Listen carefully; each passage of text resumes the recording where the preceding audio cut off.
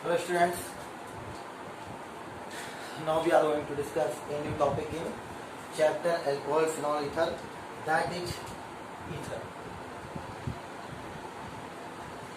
Okay, class 12th chemistry.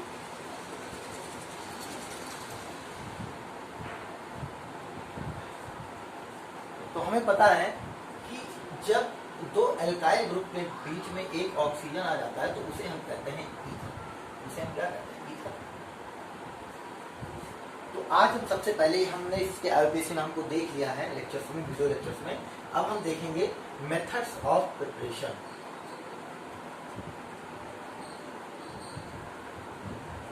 Methods of preparation of ether.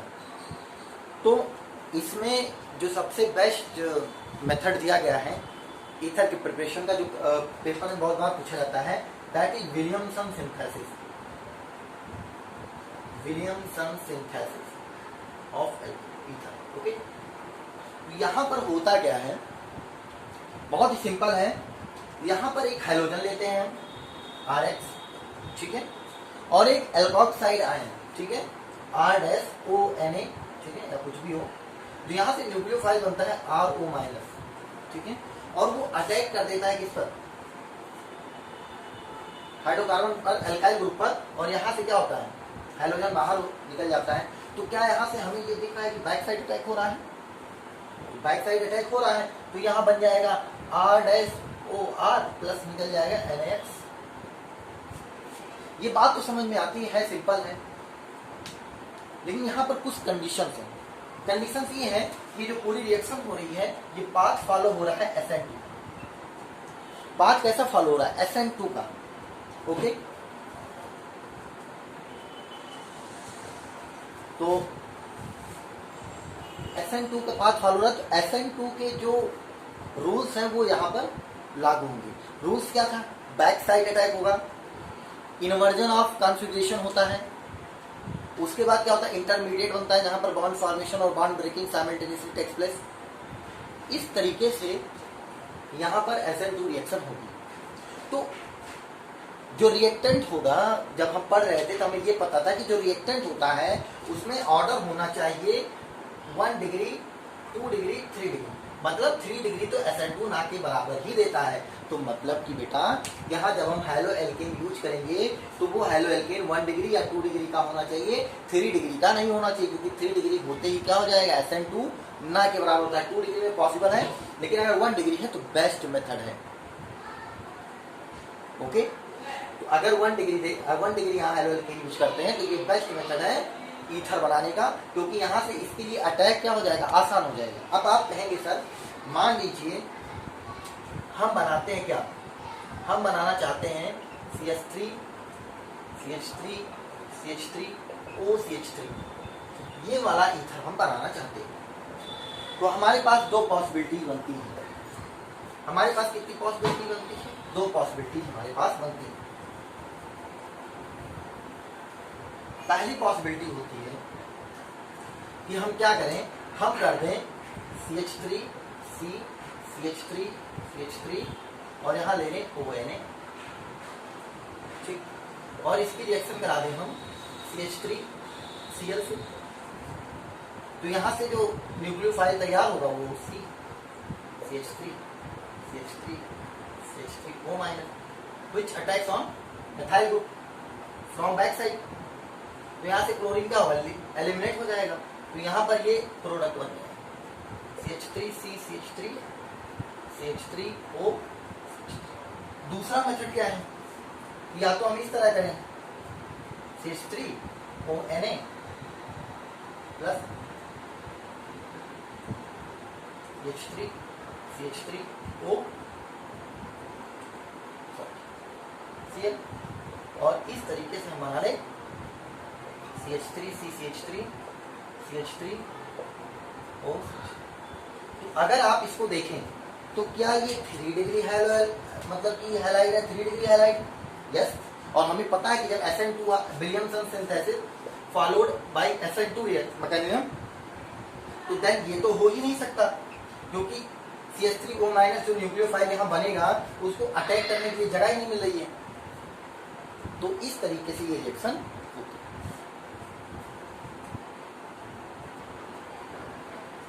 तो बेटा इस तरीके से ये रिएक्शन कंप्लीट होगी। यहाँ पर क्या बन जाएगा, अगर ये रिएक्शन होगी नहीं, ऐसा नहीं है बेटा, यहाँ पर बन जाएगी एल्कीन। यहाँ पर जो CH3O- है it acts as a strong base. Strong base क्या कराता है बेटा, एलिमिनेशन कराता है। इसको एल्कोहल्स में ही पढ़ा चुके हैं कि स्ट्रॉन्ग बेस अगर होगा तो वो क्या करा देगा, एलिमिनेशन करा देगा हैलो एल्केन से। ठीक है, तो यहाँ पर इस तरीके की कुछ रिएक्शन होगी। ओके,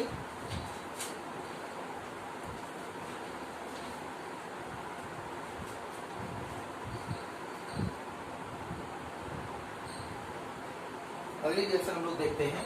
मान लीजिए हमको बनाना है एराइल ईथर बनाना है। क्या बनाना है, एराइल ईथर। तो एराइल ईथर अगर हम बनाना चाहते हैं तो SN2 के अकॉर्डिंग क्या होगा हमारा, कि हम बैक साइड अटैक कराना चाहते हैं तो हम जो हमारा हेलो एल्केन होगा वो एराइल नहीं होना चाहिए। जो हैलाइड है वो हमारा एराइल नहीं होना चाहिए।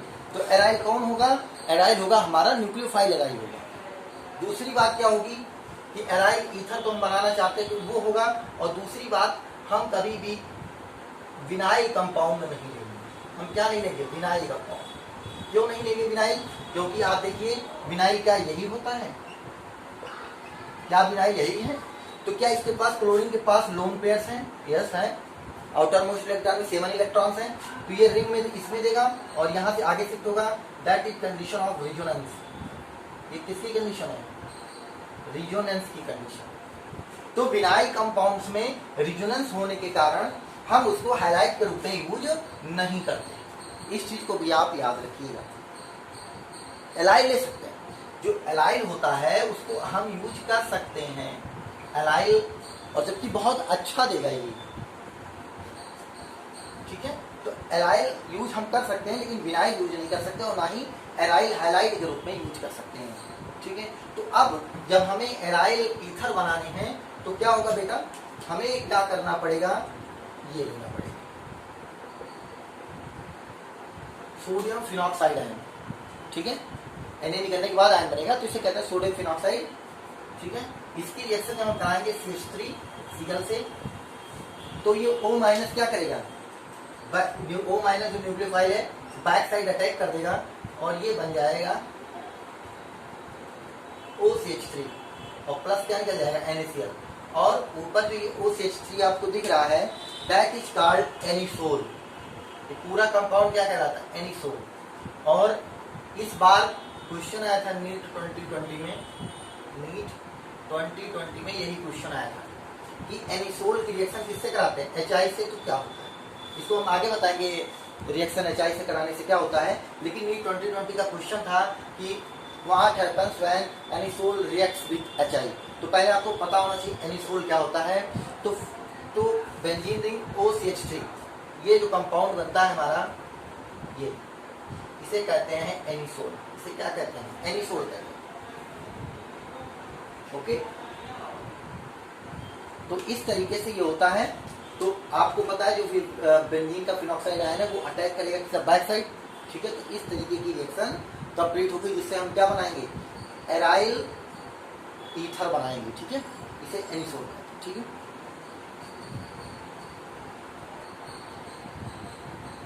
अगली रिएक्शन हम लोग देखने जा रहे हैं, dehydration of alcohol. Dehydration of alcohol, इसमें कुछ विशेष नहीं पढ़ना है हमें। ओके, यहाँ पर हमारे पास दो एल्कोहल्स होंगे, R2H, R-OH। ओके, H2SO4 की प्रेजेंस होगी क्योंकि डिहाइड्रेशन करना है तो H2SO4 and H3PO4 that is best dehydrating agent. मतलब जो ईथर से क्या करते हैं, वाटर को बाहर खींच लेते हैं, बेस्ट डिहाइड्रेटिंग एजेंट होते हैं। ठीक है, H2SO4 क्या होता है, डिहाइड्रेटिंग एजेंट के साथ साथ एक अच्छा ऑक्सीडाइजिंग एजेंट होता है। इसीलिए H2SO4 का उपयोग हम ज़्यादा ऑक्सीडाइजेशन के लिए नहीं करते हैं। ठीक है, तो यहाँ पर क्या होगा, डिहाइड्रेशन कर देगा, यहाँ से वाटर मॉलिक्यूल्स क्या होंगे, बाहर निकल जाएंगे। तो क्या यहाँ पर RO R- बन जाएगा, ठीक है। या लेकिन यहाँ पर टेम्परेचर का विशेष हमें ध्यान देना है। अगर ईथर हमें बनाना है तो टेम्परेचर हमें 413 केल्विन रखना पड़ेगा। अगर हम 413 केल्विन से ज़्यादा कर देंगे तो यहाँ पर क्या बन जाएगी, एल्कीन फॉर्मेशन हो जाएगी। ठीक है, तो इसीलिए हम लोग क्या करते हैं, यहाँ पर 413 केल्विन का ही टेम्परेचर रखते हैं।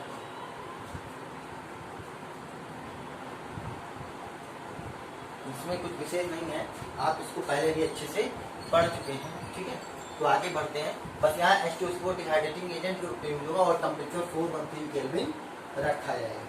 ठीक है, अब हम पढ़ते हैं केमिकल रिएक्शंस। अब आगे हम क्या देखते हैं, केमिकल रिएक्शंस। ठीक है, तो केमिकल रिएक्शंस में जो पहली रिएक्शन है ये रिएक्शन विद HX। ठीक है, इसमें खास यही है कि हाइड्रोजन हैलाइड से कैसे रिएक्शन करता है। तो अगर सिमेट्रिक ईथर है, ठीक है, अगर क्या है सिमेट्रिक ईथर है तो यहाँ हमें कोई प्रॉब्लम ही नहीं होती। जैसे CH3OCH3 है, ठीक है, HI से रिएक्शन करा दो तो H प्लस और I माइनस में ये टूट जाएगा। इसको ब्रेक करोगे, जिधर O रहेगा उधर माइनस, जिधर H रहेगा प्लस, ये इधर चला जाएगा, ये H प्लस इधर चला जाएगा। तो हमारा क्या बन जाएगा CH3OH और प्लस क्या बन जाएगा CH3I। एक ग्रुप क्या हो जाएगा, हैलाइड चला जाएगा और दूसरा क्या चला जाएगा, अल्कोहल की तरफ चला जाएगा। ठीक है, दूसरी बात होती है अगर यहाँ पर अनसिमेट्रिकल ईथर हो, जैसे क्या होता है CH3OC2H5। ठीक है, और इसकी रिएक्शन किससे करा दे, H प्लस और I माइनस से करा दे। तो अनसिमेट्रिकल ईथर कम्बिनेशन और दोनों क्या हो, 1 डिग्री हो, ये भी 1 डिग्री है, ये भी 1 डिग्री है। तो जो नेगेटिव पार्ट होता है, जो आयोडीन होता है, वो किसके साथ जाता है, वो जो लोअर जिसमें कार्बन क्या होते हैं, कम होते हैं, उस तरफ क्या होता है, मूव करता है।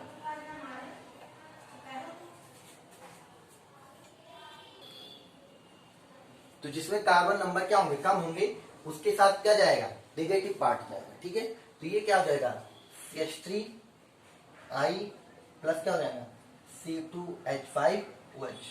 ठीक है, इस तरीके से ये होता है। लेकिन अगर यहां पर ये बात आ जाए कि देखो सीधी बात ये है कि जब 1 डिग्री ईथर होगा, मतलब दोनों तरफ का क्या है, जो कार्बन है वो 1 डिग्री है। ठीक है, तो यहां पर पाथ फॉलो होता है SN2। यहां पाथ क्या फॉलो होता है, बस इतनी सी बात आप याद कर लीजिए। ठीक है, इस बात को आप याद कर लीजिए। तो अगर यहाँ पर 1 डिग्री ईथर है, मतलब जो ऑक्सीजन के दोनों तरफ ग्रुप्स लगे हैं वो 1 डिग्री हैं, तो यहाँ पाथ फॉलो होगा SN2। SN2 का मतलब बैक साइड अटैक। जैसे ये एग्जांपल्स हमने आपको दिया था CH3OCH3, तो दोनों 1 डिग्री हैं, दोनों सिमेट्रिक है, तो चाहे इधर जो जोड़ दीजिए। लेकिन अगर यहाँ हो जाता है CH3CH2, ठीक है, सॉरी CH2CH3 हो जाता है, तो यहाँ पर जब HI की रिएक्शन आप कराएंगे तो कैसे पाथ उससे होगी, SN2।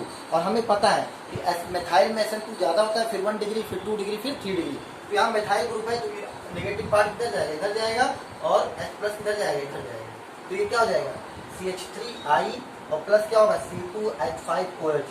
तो मतलब ये अब क्या इस तरीके से याद रखिए कि मतलब जिधर छोटा है उधर नेगेटिव पार्ट जुड़ेगा। सबसे बेस्ट मेथड है कॉन्सेप्ट के साथ कि 1 डिग्री ईथर है तो वो SN2 पाथ को फॉलो करेगा। SN2 पाथ मेथिल में सबसे ज्यादा होता है, तो न्यूक्लियोफाइल जो I माइनस है वो CH3 पे जाकर अटैच होगा। ठीक है, दूसरा कॉन्सेप्ट है अगर 2 डिग्री ईथर है या 3 डिग्री ईथर है, अगर कैसा है ईथर क्या है, 2 डिग्री ईथर है या 3 degree ether, that follows path by SN1। वो SN1 पाथ को क्या करेगा, फॉलो करेगा। अगर 2 डिग्री ईथर और 3 डिग्री ईथर प्रेजेंट है तो। ठीक है,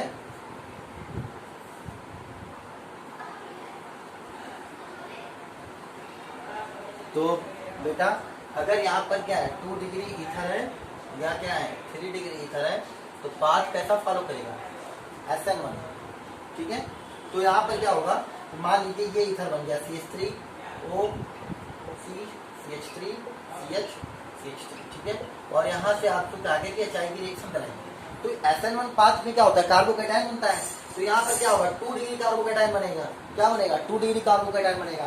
तो यहाँ न्यूक्लियोफाइल जो आयोडीन होगा वो यहाँ जाके अटैक करेगा, इस बॉन्ड को तोड़ेगा और H प्लस इधर जाएगा तो CH3OH और प्लस CH3 और ये क्या हो जाएगा I, ठीक है। ये बॉन्ड बन जाएगा, ठीक है। आयोडीन यहाँ पर अटैच हो जाएगा, ठीक है। यहाँ पर क्या अटैच हो जाएगा, आयोडीन। तो इस तरीके से ये ईथर की रिएक्शन होती है, बहुत कॉम्प्लिकेटेड नहीं है अगर आप ध्यान से देखें। बस यहाँ पर HI की रिएक्शन पूछी जाती है, HBr की पूछी जाती है। अब यहाँ पर देखिए ऑर्डर सबसे ज्यादा फास्ट होगी HI से रिएक्शन, क्योंकि यहाँ I के साइड क्या बहुत बड़ा है और ये एक अच्छा लिविंग ग्रुप है आयोडीन, ठीक है। कई रीजन है, फिर HBr, फिर उसके बाद HCl, HF रिएक्शन नहीं देता है, ठीक है, बहुत ज्यादा एक्सक्लूसिव। तो इस तरीके से ये सारी चीजें होगी, ठीक है। तो जो 1 डिग्री ईथर है वो पाथ फॉलो करेगा SN2 और जो 2 डिग्री ईथर है वो 3 डिग्री ईथर है वो क्या फॉलो करेगा, SN1 पाथ को फॉलो करेगा। अब देखिए जो नीट का क्वेश्चन था वो क्या था, नीट का क्वेश्चन ये था कि जो हमारा एनिसोल है OCH3, इसकी जब HI से रिएक्शन कराएंगे तो क्या होगा। तो यहाँ तो ये तो यहाँ अगर ये क्या है, अगर मान लीजिए मेथाइल पे हम करा दे क्या SN2, तो जब मेथाइल पे आप SN2 कराएंगे तो बैक साइड अटैक तो हो नहीं पाएगा, इतनी बड़ी रिंग लगी हुई है। और जो बेंजीन है वो खुद एक अच्छा कार्बोकैटायन नहीं है, जो ये बेंजीन है ये खुद एक अच्छा कार्बोकैटायन नहीं है। तो यहाँ पर होने के चांसेस क्या है, यहाँ पर होने के चांसेस है क्या,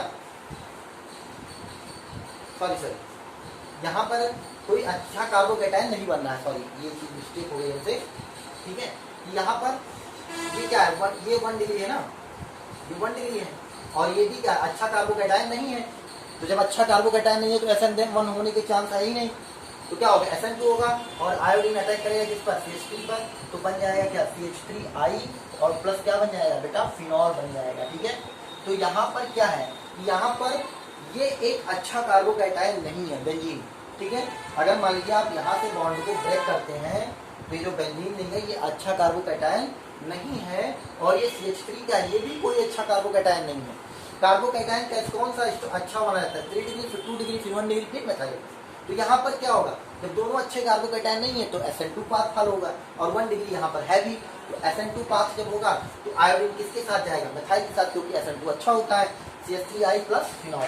तो ऑप्शन में यही रखा था, ठीक है, कि वाट मतलब कि what product is form when anisole reacts with HI, तो वहां पर ऑप्शन में ये दोनों रखे हुए थे, ठीक है। तो यही ऑप्शन सही था, ठीक है। तो इस तरीके से रिएक्शन होती है, ईथर कोई बहुत कॉम्प्लिकेटेड नहीं है।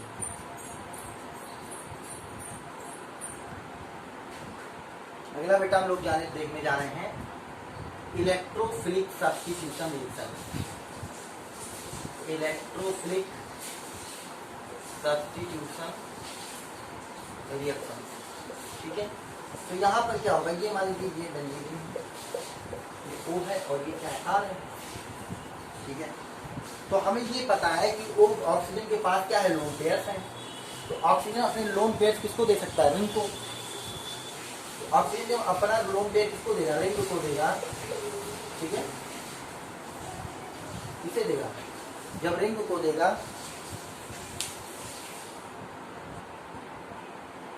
तो जब ये रिंग को देगा तो क्या यहाँ पर एक डबल बॉन्ड का फॉर्मेशन हो जाएगा। जब यहाँ डबल बॉन्ड बनेगा तो इस कार्बन के पास 5 बॉन्ड हो जाएंगे और ये इस बॉन्ड को क्या कर देगा, ब्रेक कर देगा। तो कुछ इस तरीके की सिचुएशन बन जाएगी और यहाँ पर आ जाएगा पॉजिटिव चार्ज, क्योंकि एक लोन पेयर शिफ्ट कर दिया किसने, ऑक्सीजन ने रिंग में। ये बॉन्ड टूट जाएगा, यहाँ जाएगा माइनस चार्ज, ठीक है, और ये बॉन्ड इस तरीके से रहेंगे, ठीक है। Charge single bond double bond resonance की कंडीशन है, ठीक है। तो ये अभी पीछे शिफ्ट नहीं कर सकते क्योंकि फिर से यही कंडीशन आ जाएगी, ठीक है। तो इसको आगे की तरफ क्या करते हैं, शिफ्ट करते हैं। तो जब ये बॉन्ड इधर शिफ्ट होगा तो इस कार्बन के पास 5 बॉन्ड आ जाएंगे और ये आगे वाला बॉन्ड क्या करेगा, ब्रेक कर देगा। तो कुछ इस तरीके की कंडीशन हमारी बन जाएगी, ठीक है। क्या डबल बॉन्ड O प्लस और ये क्या हो जाएगा R और यहाँ डबल बॉन्ड आ जाएगा और यहाँ जाएगा माइनस चार्ज, ठीक है।